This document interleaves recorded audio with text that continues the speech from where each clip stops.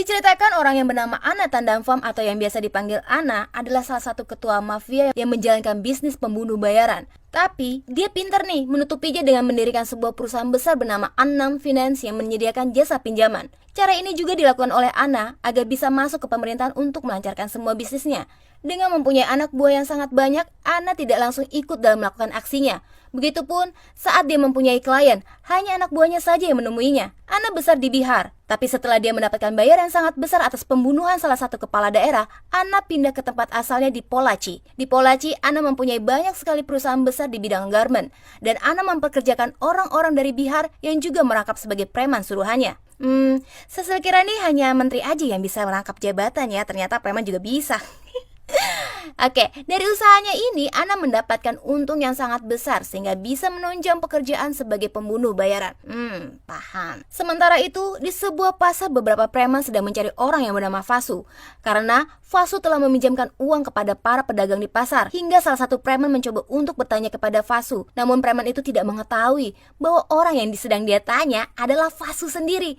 Vasu yang merasa tindakan preman itu sangat tidak sopan, lalu Vasu menempelkan puntung rokok di tangan preman itu sampai dia teriak kesakitan dan minta tangannya dilepaskan. Tapi Vasu malah membantingnya. Vasu pun memberitahukan bahwa dirinya lah Vasu. Para preman itu langsung berusaha untuk menghajar Vasu.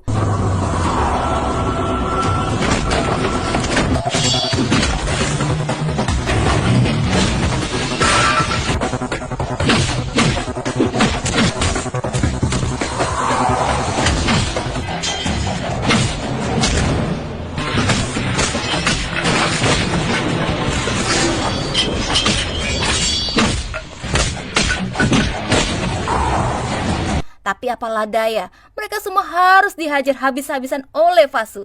Sampai kepalanya benjol, bibirnya pecah-pecah dan panas dalam. Gila ya, ini ngapain dia sebenarnya? Setelah itu, Vasu kedatangan wanita cantik bernama Divya yang ingin meminjam uang kepada Vasu untuk merayakan pesta bersama teman-temannya.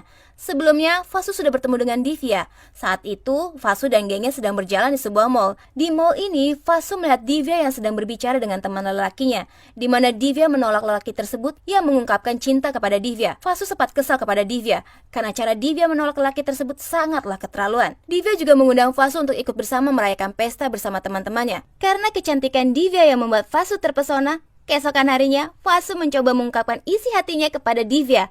Namun, Divya menolaknya karena Vasu bukanlah orang kaya yang berdasi. Mendengar kata itu, Vasu patah tulang sampai ke hati. Oh my god. Esok harinya, Vasu dan Puli pergi ke kantor pengacara untuk menandatangani berkas penting, di mana Vasu sebenarnya adalah anak orang kaya di kotanya. Namun, Vasu diusir oleh ibunya karena semua keluarganya salah paham terhadap hubungannya dengan Durga, salah satu sepupu perempuannya. Puli juga memberitahukan kepada Divya yang saat itu sedang mencari Vasu karena dia ingin meminta maaf kepada Vasu. Divya sangat kaget setelah mengetahui siapa Vasu yang sebenarnya. Dia tidak menyangka bahwa Vasu salah satu pemilik perusahaan Ko-Fi Group. Matre ya itu cewek. Ini membuat Divya semakin menyesal dan merasa bersalah. Di ruang pengacara, Vasu hanya terdiam sambil menunggu giliran untuk menandatangani pembagian hak waris. Begitupun ibu dan keluarganya, tak ada satupun yang menyapanya. Di tempat lain, Anna kedatangan orang yang meminta Anna untuk membunuh salah satu polisi yang bernama ADSP Siva Kozundu, atau kita panggil aja DSP Siva ya, biar gak keselio nih lidahnya. Karena polisi sudah mengajukan kasus kepada bosnya dan selalu membuat masalah dengan perusahaan, Anna yang sudah mengetahui permasalahan utama bosnya yang selalu memperkosa para pegawai, gatel ya Bo, lalu membunuhnya untuk menghilangkan jejak. Alasan inilah dia dituntut oleh polisi. Anna juga memberitahukan agar dia membeli kartu SIM baru agar preman suruhannya bisa menghubungi secara khusus. Begitu juga dengan uang bayaran akan diambil oleh preman suruhan Anna. Kemudian Anna menelpon salah satu ketua preman yang bernama Sundaram yang menyuruh dia untuk membunuh DSP Siva. Sundaram beserta temannya mulai mengikuti aktivitas Siva untuk mengetahui tempat mana saja yang aman untuk membunuh Siva.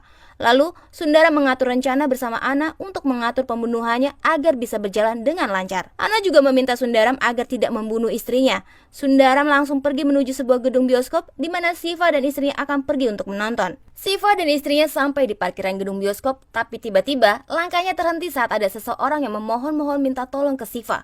Tapi kemudian dia menarik kedua kaki Siva sampai Siva terjatuh yang membuatnya rada lalanjung dan pingsan. Beruntung Vasu bisa menyelamatkan Siva sebelum preman yang lain benar-benar membunuhnya. Karena sebelumnya Vasu mendapatkan informasi dari Divya yang tak sengaja mendengar percakapan Sundaram. Vasu menghajar semua preman hingga babak belur.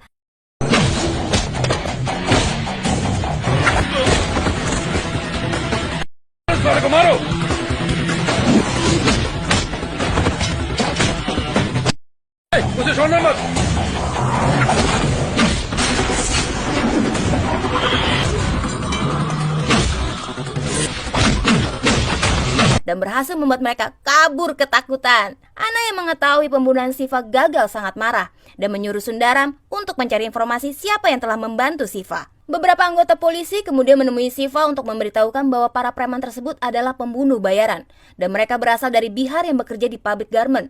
Lalu Siva menanyakan siapa yang telah menyuruhnya. Namun, tak satu pun dari anggotanya yang mengetahuinya. Karena setelah mengantar Siva ke rumah sakit, Vasu langsung pergi. Siva memerintahkan anggotanya untuk mencari tahu siapa yang telah menyelamatkannya. Beberapa hari kemudian, Citra, salah satu teman Divya, menemui Vasu dan mengatakan bahwa Divya sangat menyesali telah menolak Vasu. Apalagi, Vasu sangat begitu baik. Walaupun cintanya ditolak, Vasu masih bersedia membantu Divya untuk mencari Citra yang pada saat itu kabur bersama pacarnya. Karena keluarga Citra tidak merestui hubungannya. Tapi begitu Vasu menemukan Citra dan memberikan sedikit ceramah yang begitu bijak, membuat hati Divya jadi tersentuh dan langsung merasakan adanya getaran cinta di hatinya. Allah. Vasu kemudian menemui Divya di rumahnya. Divya sangat terkejut. Tiba-tiba Vasu ada di rumahnya. मैं अपने आप पर guilty feel कर रही हूँ। I love you. Setelah beberapa hari melakukan penyelidikan tentang Vasu, akhirnya Sundara menyuruh salah satu anak buahnya untuk menemui Vasu yang tengah asik ngobrol bersama temannya di sebuah kafe. Lalu, dia bertanya kepada Vasu, "Siapa kamu? Dari mana asalmu?" Karena Vasu sudah mengetahui maksud dari preman itu, Vasu langsung menendangnya hingga tersungkur. Walaupun beberapa teman premannya berusaha untuk membantunya, tapi Vasu berhasil mengajarnya satu persatu, termasuk Sundaram yang hendak akan membantunya. Tapi dia mengurungkan niatnya setelah mendengar pemilik kafe yang sedang menelpon polisi. Sementara Ana mulai melakukan rencana untuk membuat malu keluarga Vasu dengan menampar pamannya Ramaswamy di depan umum. Tamparan ini membuat seluruh anggota keluarga Vasu menangis karena mereka merasa sudah dipermalukan. Hal ini Ana lakukan untuk mengambil alih salah satu tanah yang dimiliki Kovai Group, perusahaan besar milik keluarga Vasu. Raja Laksmi, ibunda Vasu, kemudian menelpon Vasu dan memintanya untuk segera pulang. Walau sedikit kaget karena tak menyangka ibu yang sudah lama membencinya tiba-tiba menelpon dan meminta Vasu untuk pulang. Ini dikarenakan Raja Laksmi sudah mengetahui kejadian yang sebenarnya dari Durga, yang memberitahukan bahwa itu semua murni kesalahan Durga. Sampai di rumah, Vasu tampak heran melihat semua keluarganya terlihat sedih dan menanyakan apa yang telah terjadi. Setelah adik Vasu memberitahukan kejadiannya dan Raja Laksmi juga meminta Vasu untuk mematahkan tangan orang yang menampar Rasmawani, Vasu langsung pergi ke rumah Ana dan mencari orang yang telah menampar pamannya.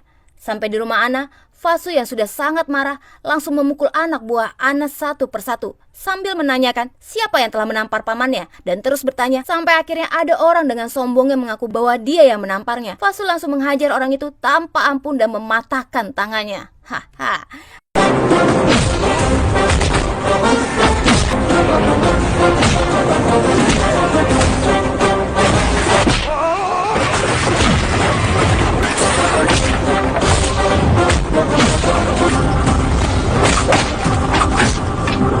Yang tampak kebingungan dengan apa yang terjadi langsung masuk ke rumahnya dan mengambil sebilah parang untuk membunuh Vasu. Tapi apalah daya, Vasu berhasil mengalahkan Ana. Tak lama, Sundaram pun datang. Sundaram langsung memberitahukan kepada Ana bahwa dialah orang yang kita cari selama ini. Karena merasa dipermalukan di depan anak buahnya sendiri, kemudian Ana merencanakan kembali untuk membunuh Vasu. Setelah melakukan pengejaran dari ujung danau sampai ke tengah kota, Vasu menghentikan laju mobilnya dan memilih untuk menghajar Ana dan anak buahnya. तोड़ूंगा मैंने कहा था ना आजा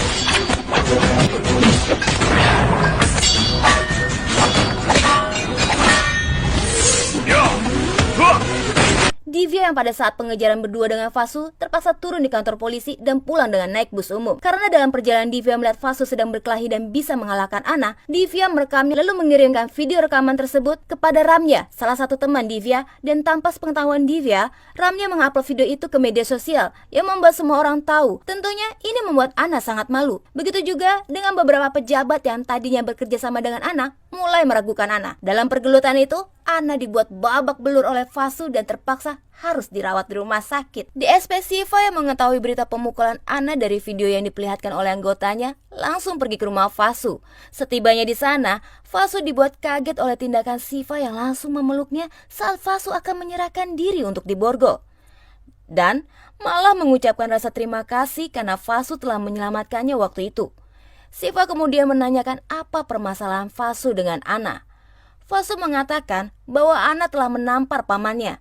Karena Siva ingin membantu Fasu, Siva membuat sebuah laporan dengan tuduhan upaya pembunuhan terhadap Ramaswamy untuk menuntut Ana. Setelah dari rumah Fasu, Siva langsung pergi ke rumah sakit menemui Ana. Ana sempat bertanya kenapa Siva menemuinya tanpa izin. Siva menjawabnya bahwa dia hanya ingin tahu tentang keadaan Ana.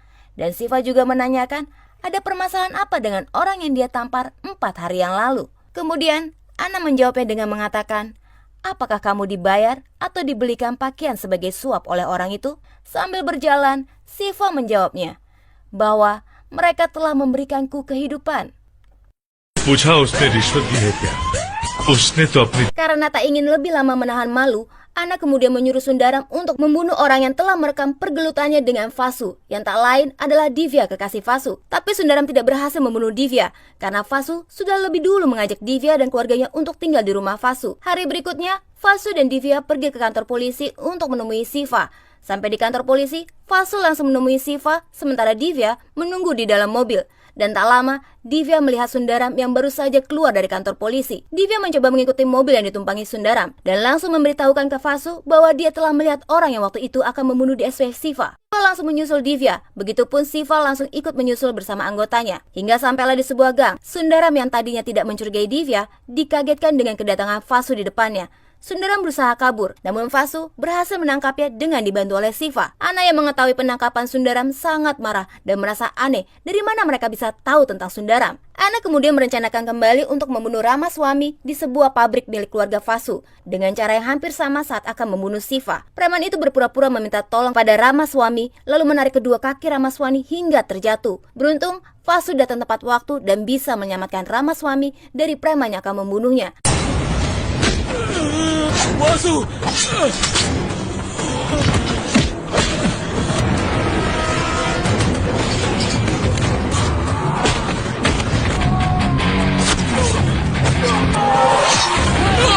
Karena sebelum Ramaswamy pergi, Fasu merasa khawatir akan terjadi sesuatu dengannya. Fasu memutuskan untuk ikut bersama Ramaswamy mengunjungi pabrik karena Fasu mengetahui pasti para preman itu disuruh siapa.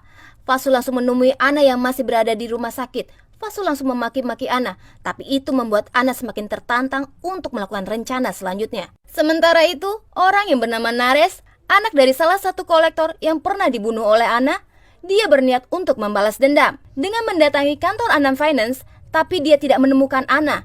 Beberapa saat setelah dia keluar dari kantor Anam Finance, Nares tak sengaja melihat Fasu yang sedang mengendarai mobil bersama temannya. Lalu Nares mengikutinya sampai ke sebuah kafe. Fasu yang merasa curiga langsung meminta temannya untuk membawa Nares ke belakang kafe. Fasu kemudian bertanya kepada Nares, apa kamu orang suruhan Ana? Dan apa tujuanmu? Nares menjawabnya dengan mengatakan bahwa dia bukan orang suruhan Ana. Malah, saya ingin membunuh Ana dengan meminta bantuan Anda. Sebab Ana telah membunuh ayah saya 13 tahun yang lalu. अरे क्या हुआ भाई कौन हो क्या प्रॉब्लम है अरे उठो उठो Lalu, Fasu meminta Nares untuk kembali pulang ke Patna karena Fasu khawatir akan terjadi sesuatu dengan Nares jika dia tetap melanjutkan rencananya. Di perayaan candi, Fasu berusaha untuk mengontrol semua orang yang datang dengan dibantu oleh teman-temannya dan para anggota polisi yang sengaja ditugaskan oleh Siva. Tapi sayang, Siva kecolongan karena beberapa preman sedang mengejar mobil yang ditumpangi oleh Divya yang hendak pulang. Divya bersama keluarganya sampai harus berlari ke sebuah hutan untuk menyelamatkan diri. Fasu bersama kepolisian berusaha mencari keberadaan Divya dengan menggunakan helikopter, yang akhirnya bisa mengetahui keberadaan Divya. Setelah itu, Fasu mengajak Divya dan keluarganya kembali ke rumah Fasu. Tapi setibanya di rumah, Fasu merasa heran karena banyak sekali orang di rumahnya. Dan ternyata, ibunya Raja Laksmi telah meninggal karena mendapatkan tusukan di perutnya saat acara perayaan candi dilaksanakan. Hal ini membuat Fasu sangat sedih. Lalu Fasu pergi menemui Siva untuk meminta izin agar Fasu bisa langsung membunuh Ana. Kemudian Fasu pergi untuk membunuh Ana yang melarikan diri ke Patna. Sampai di Patna, Fasu ditemani oleh Naresh mencari tahu keberadaan Ana yang bersembunyi di tempat kepala mafia bernama Rai Bahadur. Dalam pencariannya, Fasu sempat berurusan dengan polisi setempat yang ternyata mereka sudah bekerja sama dengan Ana untuk menangkap Fasu. Hey!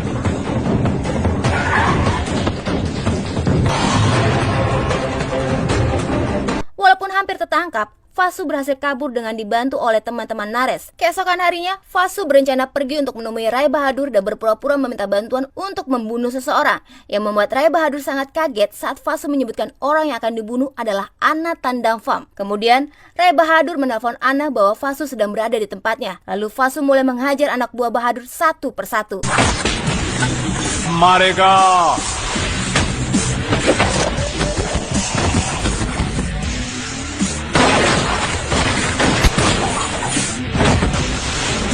dan mengikat Bahadur di mobilnya. Setelah Ana sampai, Fasu langsung membunuh Bahadur dengan menembaknya. Ana pun menyuruh anak buahnya untuk menembak Fasu, tapi Fasu kembali lagi berhasil melindungi dirinya. Fasu mulai menghajar anak buah Ana satu persatu.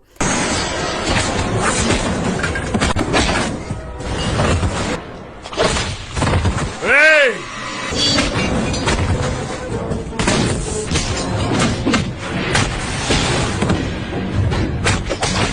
Setelah semua anak buah Ana berhasil dikalahkan, Fasu kemudian menghajar Ana sampai babak belur.